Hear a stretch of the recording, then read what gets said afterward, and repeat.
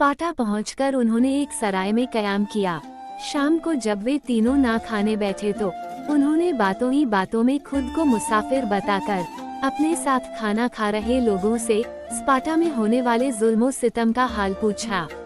लोगों ने बताया कि अल्फांसो का जुल्म दिन ब दिन बढ़ता ही जा रहा है। अभी कुछ दिनों पहले अल्फांसो के एक सिपाही ने एक बूढ़े शख्स को सिर्फ इसलिए जान से मार दिया क्योंकि वो उन्हें बिना कीमत सामान बेचने पर राजी नहीं हुआ। वह बूढ़ा शख्स बहुत गरीब था और वह अपनी एक 8 साल की बेटी मरियम के साथ रहता था। मरियम अपने बाबा की मौत के बाद बिल्कुल अकेली रह गई है और अब वह हर रोज खुदा से अपने मुल्क की हिफाजत के लिए किसी मसीहा को भेजने की दुआएं मांगती रहती है। इसके अलावा अल्फांसो के सिपाही जिसे चाहते हैं उसे अपनी मर्जी से सजाएं देते हैं। अल्फांसो ने तो एक नौजवान को सिर्फ इसलिए कोड़े मरवाए क्योंकि उसने उसके बाबा को उससे बेहतर शासक कहा था। अल्फांसो जबरन लोगों को पेतरोकस गाय की पूजा करने को कहता है और जो ऐसा नहीं करते उन्हें वह जान से मरवा देता है या उनके घर की बहन बेटियों को उठवा लेता है।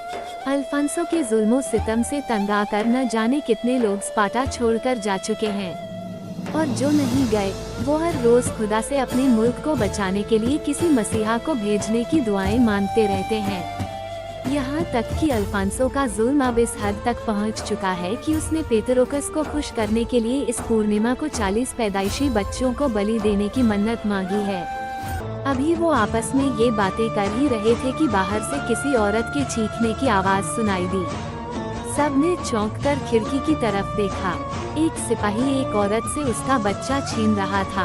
अशबत से ये बर्दाश्त न हो सका। वो फौरन बाहर भागा और उस सिपाही पर टूट पड़ा। उसने उस सिपाही से वह बच्चा छीना और उसे उस औरत को लौटा दिया। औरत अपना बच्चा पाकर बहुत खुश हुई और उसने अशबत को ढेरों दुआएं दी।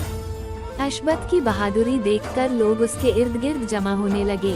आज पहली बार किसी ने अल्फांसो के सिपाही पर हाथ उठाने की हिम्मत की थी। अशबत ने लोगों को अपने आने का मकसद बताया और उसने उनसे वादा किया कि वो उन्हें बहुत जल्द अल्फांसो के जुल्म से आजाद करवा देगा। अगली सुबह अशबत की बहादुरी के चर्चे पूरे शहर में मशहूर हो चुके थे। हर कोई उसकी ही बात कर रहा था। हर घर में उसी के चर्चे हो रहे थे। उसे देखने के लिए सराय के बाहर लोगों का एक तांता सा लग गया था।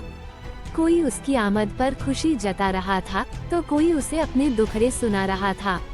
उनका मसीहा अब उनके बीच में आ चुका था।